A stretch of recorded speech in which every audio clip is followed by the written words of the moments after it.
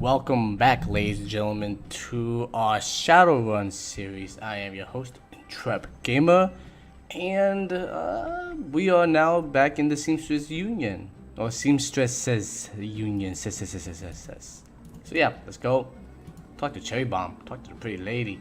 Hey, can we talk?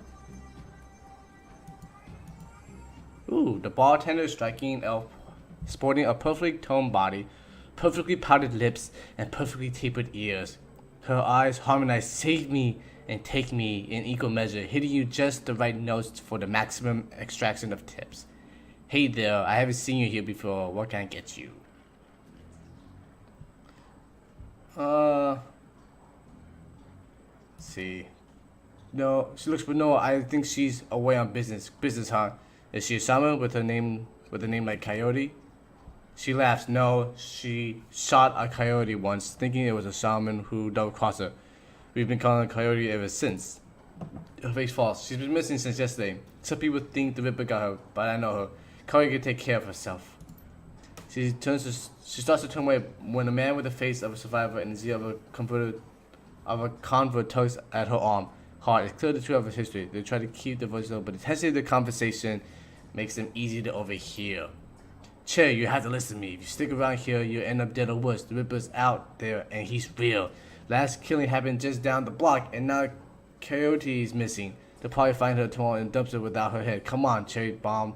Think. I think plenty, Shane. I'm getting a Psi freaking D from UW in neuroprosthetics, studying under Ojimans. And how am I paying for it? Bartending. Tips. There are fast ways for a barbarian's girl to earn that kind of scratch, but I'm not taking them. So what do you want from me?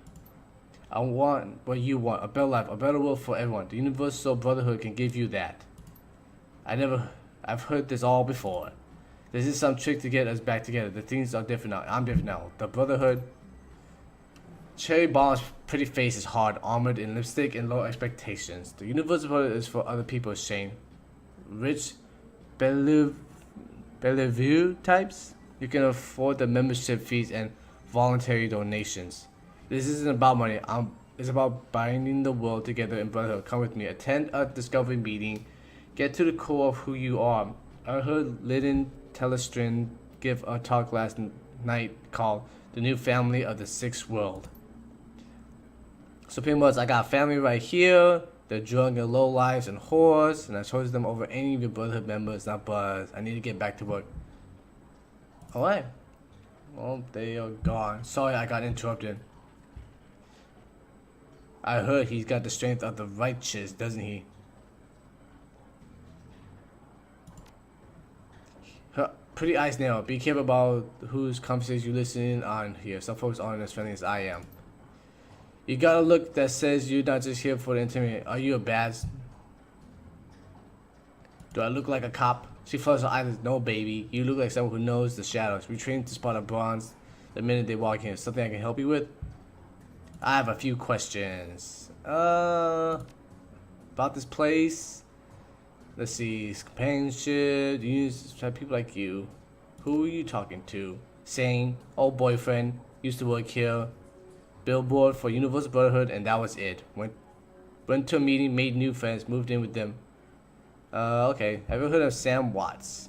Sam was a regular customer and regular pain in the ass for as long as being here. Talked a big game, but he was always broke. As soon as he got money in his pocket, he went straight to his head. Chips, drugs, or booze. Clear a spot for him, though. You see Sam die? No, that was Coyote's ship. Who wants to play? That Mr. Caputo. She's in the back room. You can't miss her. Whiz. Colored punks have to stick together. Talk to you later.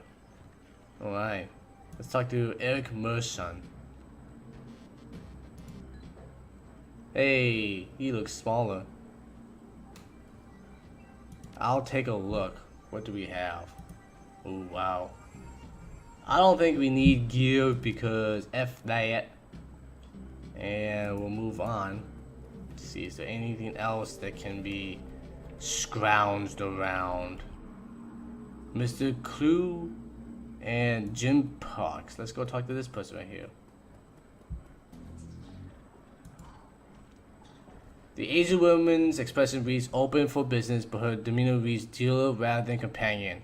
She has a jack on her neck, a gun on her hip, and a chip on her shoulder. She eyes you with a sneer. Show me what you got. What kind of weapons you got? Oh, machete. That's pretty cool. That's fine though. We don't need nothing. Don't need nothing for you, lady. Posted at the doorway to the VIP section is a tower of troll muscle wrapped in an impossibly tailored suit. Whether the product of good genes or expensive aftermarket cosmetics work, the troll's gleaming horns perfectly frame his face, and his polished tusk and goatee accentuate the set of a lantern jaw. Welcome. Please behave yourself. Get in trouble here often? Nothing stern look can't usually solve. You have been here looking into the depth of Sam Watts. Heard about that real shame what happened to him. There's a sharpness in Club's eye, the look of a man who has seen much earned wisdom at a young age. Type, in course to call it a night, I'd say. Sam was a drunk, but he usually wasn't a violent one. Usually, what about the night he died? He was a bit agitated, didn't catch the specific, might have been over a woman, though I was going to have to throw him out, but I had to deal with a couple of rival go-gangers posturing for one of the working girls upstairs. Jack helped Sam out instead. Thanks for the info. No problemo. Alright, let's go. Who is this? Johnny Clean. The man's dressed like a janitor but is wearing an unusually clean coat. He's tall, real thin, and has a cunning look in his eye that says he's more than just a maintenance man. Howdy, name's Johnny Clean. You new? Yeah, first time just getting a look at the place. Well, enjoy yourself. It looks like your type of place. I'm just sweeping up a bit. Can't talk to you more? Okay, well. Let's talk to Noog. Probably of another vendor. Covered in glowing magical talisman and fetishes. The troll doesn't seem fully of this world. He mumbles to himself constantly, apparently participating in several conversations at once. But with entities you can neither see nor hear. Okay, well, the guy's a little insane. He looks you in the eye, his other conversation on the whole. Okay. No, thanks. Not interested. Clearly the guy's a little... Woo-hoo. Alright. Mrs. Caputo watches you cross the room, sizing you up as you approach. As you get closer, you can see that she's of mixed race, African and Japanese. Her demeanor says, "This is my house. Mess with it at your peril." But her eyes twinkle with a playful light when she speaks. Kawabanwa? I don't know how to say that. Whatever. Good evening. Are you enjoying the Seamstresses union? There should be plenty of for a man like yourself to enjoy. She eyes closed. Or is this business? Need a moment of your time. So ka. And why should I help you? Sam Watts. I'm looking for his... Jake sent me. I'm just glad to hear that Jake honors his life again. He lives an interesting life. Very well. If Jack sent you to me, I'll help you. What do you want to know? How well do you know Sam? I knew him well. I knew him. We all did. Sam was a regular here. Whenever he could beg a boy enough knew him to become altered in some way. Drugs, chips, alcohol. It didn't matter to him as long as he was bent. He was always looking for his next fix. Climbed to lifeline between like a prophet, even if none of us truly liked him except for Karen. Seemed that he was blah blah blah. He was here, quite inebriated, as he often was. Coyote working the bar. She informed me that Sam's getting rowdy with the other customers. When I requested he leave, she used my bouncer, Mr. Clune, was off dealing with another. So I requested that Jack escorted Sam out the back. So I said, "Why is this?" Well, that I could. I've not seen her in 2 days. That's not good. She's a small and quite dangerous, but I feel for her. If she's dangerous, but please, if you are who I think you are, you know, there's always someone more dangerous. Her room is upstairs. If you're looking for her, I invite you to examine it. You may be able to uncover her whereabouts. I would normally betray my privacy this way, but it's 2 shifts now and cannot be reached on account. It's unlike her. If anything has happened to her, I will not have inaction on my conscience. Here's the key. Huzzah! We did it. Alright. Let's see, I'm assuming. Nope. Leave panel alone. Can't do snap. Ooh. Whose room is this? Can I loot anything? Is there anything to loot? Nope. Nothing to loot. Moving on. How sad. Alright. Door number 2. Ooh. Plenty of things. Alright. See, let's look through here. Looks like her kept her clothes in a box on the floor. Like any single person does. The stands live with action movies and cigarette butts. Framed painting of the Chicago skyline done in stylized silhouettes. Let's see. Alright. There's a diary with several papers sticking out of it. Open diary to the first page. There's a receipt stuck between the page and a diary entry. Read the diary entry. I came back from my shift to find 4 Paco's goons sleeping on our apartment floor. It's getting fragging ridiculous. I wanted to be with him, with the real Paco, but this cutter drag keeps messing everything up. I love him, but he's totally different with the game. It's how I make cast, baby, he always says. I try to tell him he didn't need the cast. I can support us both while I make at the Seamstresses union, but he still goes on these runs with these boozos all over my floor. I feel like he's just seeing how far his can catch.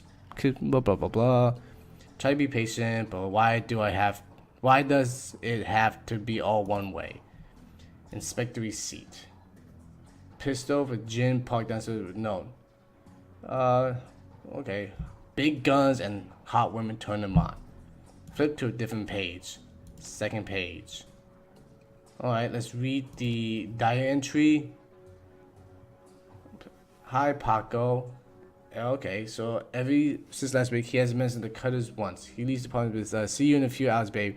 And returns later without comment. I don't know if he's really going to help for us to avoid the subject in conversation completely, but I have felt better without constant arguing about it.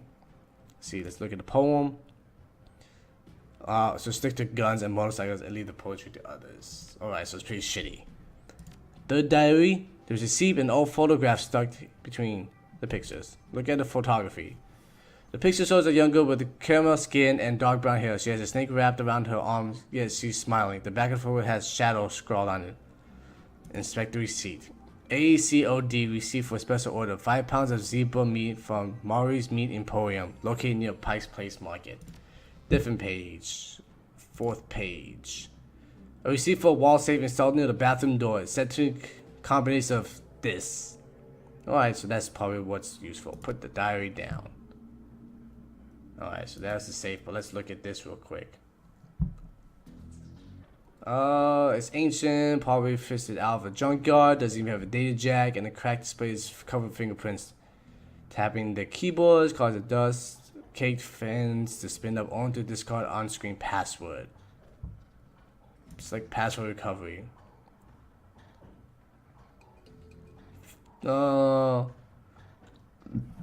Ooh, Shadow. Favorite musical act. I don't know. We'll leave the computer alone. Input the code. So okay, it's open. What's inside? Oh, awesome. Take all that. Hey. Alright, okay, so pretty much we need to look at the diary. Because pretty much everything we need in here is probably going to help us. Let's see.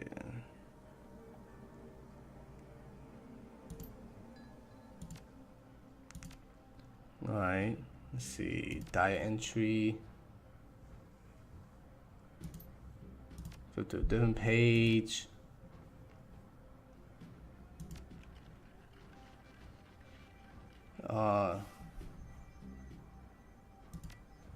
Let's see. I don't know, man. I guess we're gonna try our best to try to password recovery. Let's see. Childhood pet. Okay, so Paco is the boyfriend. Fido, we don't know. Shadow, Teddy, George. I think we put Shadow. The Shadows. Chicago. Answers stored. Oh, come on. Alright, let's try again. Actually, let's leave the computer alone. I know we're forgetting something. So receipt.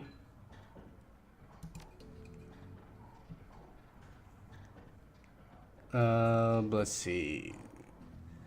Well, I guess maybe we will never find out. We'll try again, and if it doesn't work, we'll think of something else. And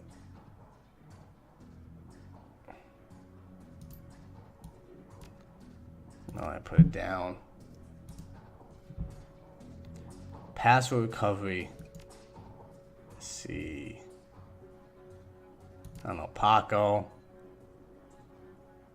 Starfire, Chicago.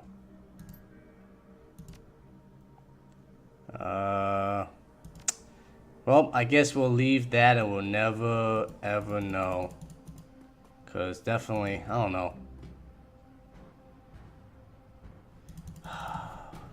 Let's head on out, see if we can, someone can help us.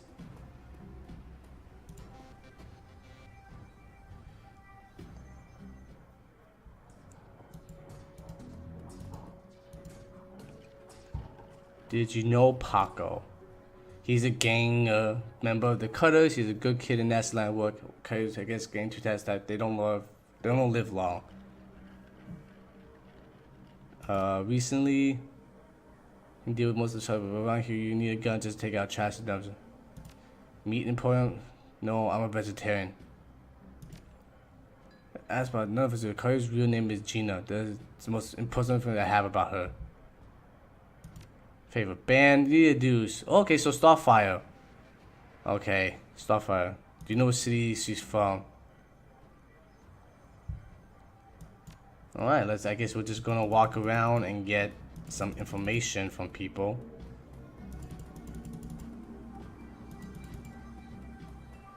Alright.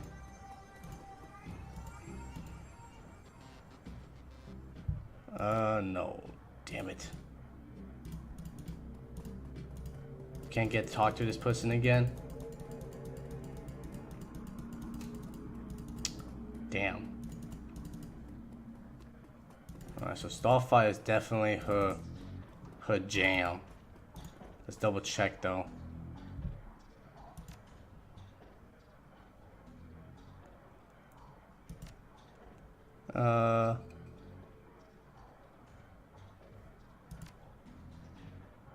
Alright, let's try again.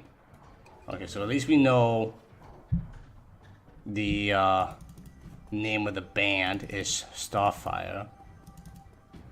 So I guess we can just try to find the other two answers. Password recovery.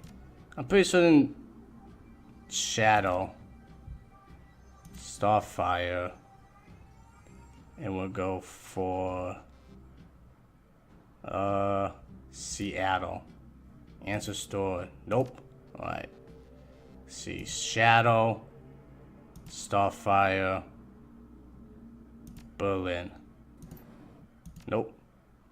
Shadow, Starfire, Chicago. Okay. Yeah, we got it.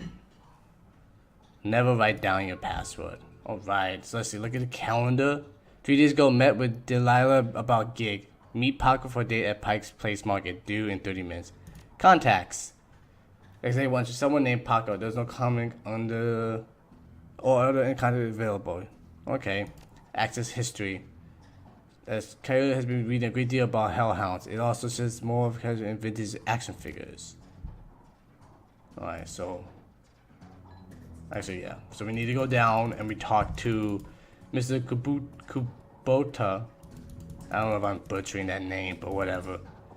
It's late. I'm a terrible person. We're gonna do some crazy stuff.